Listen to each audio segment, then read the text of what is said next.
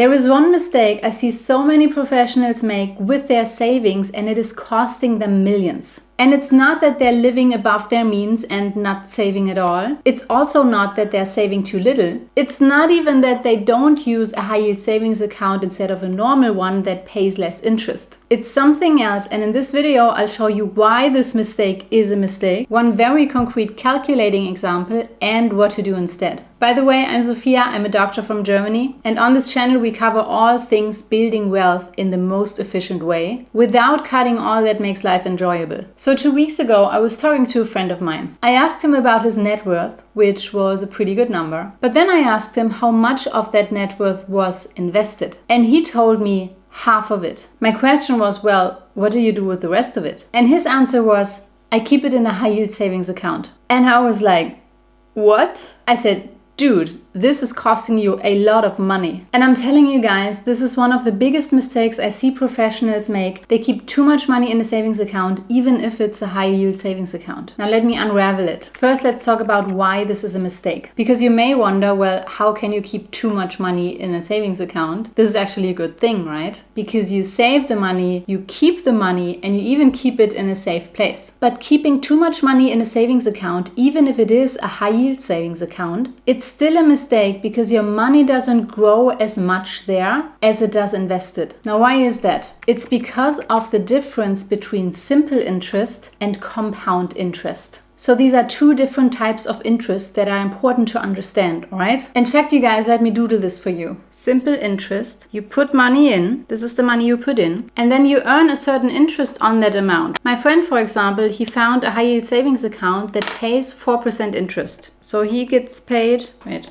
I have to do it like this, 4% interest on the amount he put in, right? And let me tell you, 4% for a high-yield savings account in these times right now is actually very good. And as you can see here, putting your money in a high-yield savings account is still growing your money, right? But here's the problem. So in the second year, he again earns 4% on the money he put in, right? And in the third year, he again earns the 4% on the money he put in. So in the first year, he earns 4%. Then in the second year, he earns again 4%. And if he didn't take it out, he also has the 4% from the year before. Right? And the same in the third year, he again earns 4% on what he put in. And if he didn't take it out, the 4% of the year before and the 4% of the year before. And what you can see here is that his money like this, it grows linear, right? So simple interest means you put in a certain amount of money, you earn a certain amount of interest on that money, and then you get the same amount every year. And if you don't take the interest out, so what you've earned,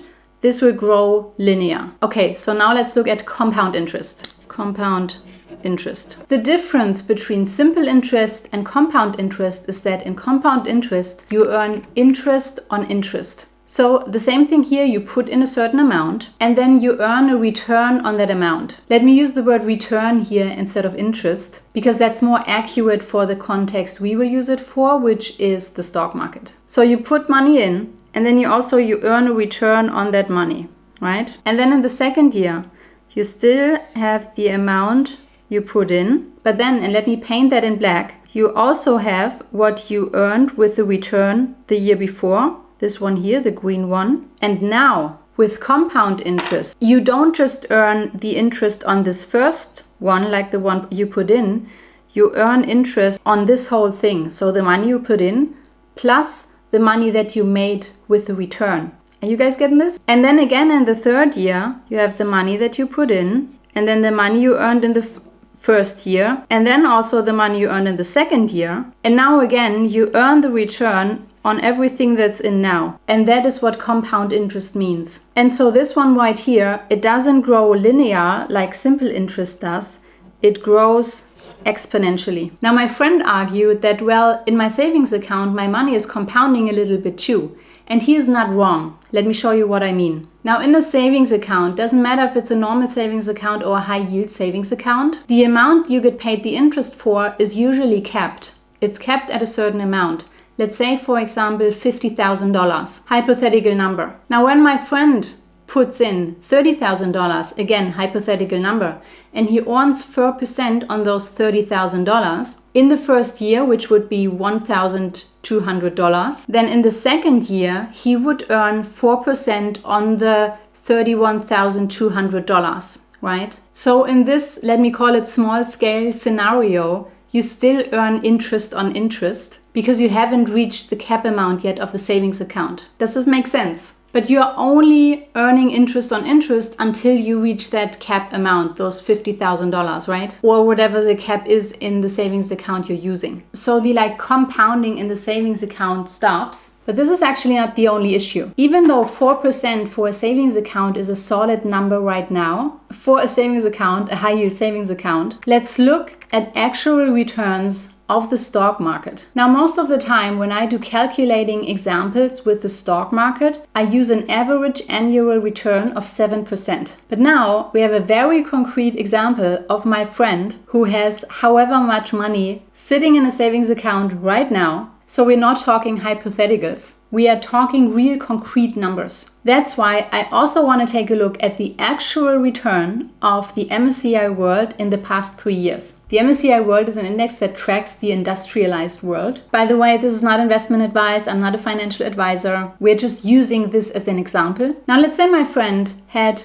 $50,000 more in his savings account that he would need to. Now, this one is actually a hypothetical number, and I'm choosing it because it's easy to calculate with. And in 2023, the MSCI World returned 24.4%. So after this first year, my friend would have ended up with $62,200. So this is the $50,000 he put in, plus the return he made on those $50,000 in 2023, right? Are you guys following? Now in 2024, the MSCI World returned 19.2%. So after this year, my friend would have ended up with $74,142. Because if you remember, in the second year, he didn't just earn the 19.2% on the $50,000 he put in, but also on the return he made in the first year, right? So now he's earning 19.2% on the $62,200. And then in 2025, the MSCI World returned 21.6%. So after the third year, my friend would have ended up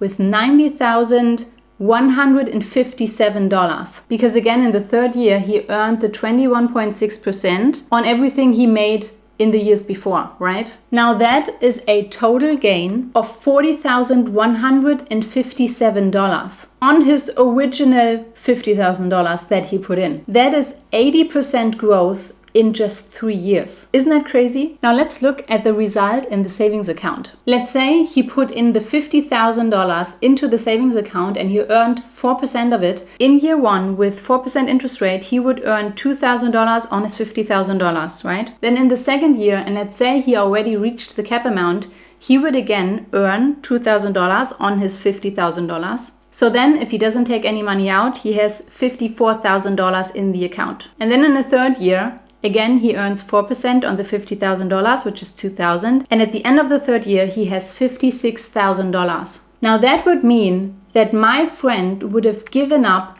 $34,157 just by playing it safe. Now that was my annual net salary when I started out working. Isn't that crazy? $6,000 earned over 3 years in a high yield savings account versus $40,000 made in the stock market in the same 3 years. That's why keeping too much cash is a mistake. Now, does the stock market return 2-digit returns every year? No, it doesn't. Does it sometimes even get negative?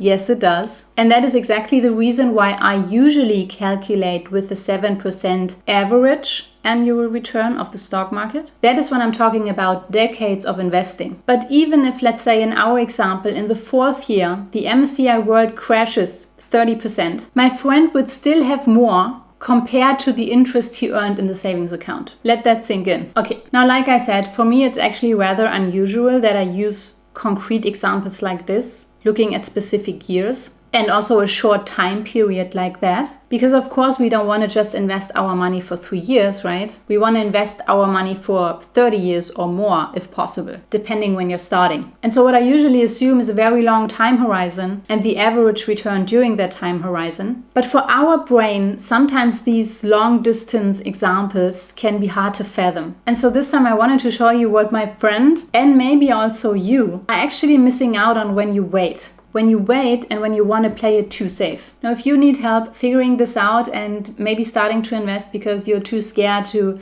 get started or to put more money into the market, I talk about the system I use, my automated wealth system, in a free masterclass. It's live, so you can ask questions. You'll find a link down below. Now, what to do instead? Now, I'm not saying that you shouldn't keep money in a savings account, preferably a high yield savings account. I have one. I keep my cash reserve there. You may know it as emergency fund. I just don't like to call it that because it sounds so negative. But 6 to 12 months of expenses or income put there is a staple. It's a very important first step. If you're older or if you're in a very unstable job situation, you can also go for more, so more than 12 months. But when you still have decades of working ahead of you and therefore a stable income, and you want to build wealth, maybe even as fast as possible so you can become work optional, then your best shot is to just invest as much as possible and as soon as possible. Just as a reference, again, not investment advice, I personally aim for 10% cash and 90% stocks in my own portfolio. And I have only a very few percentages in other asset classes like gold, crypto, or P2P lending. Now, you don't have to go this aggressive. It depends on your risk tolerance as well. But if you keep more than 30% in cash,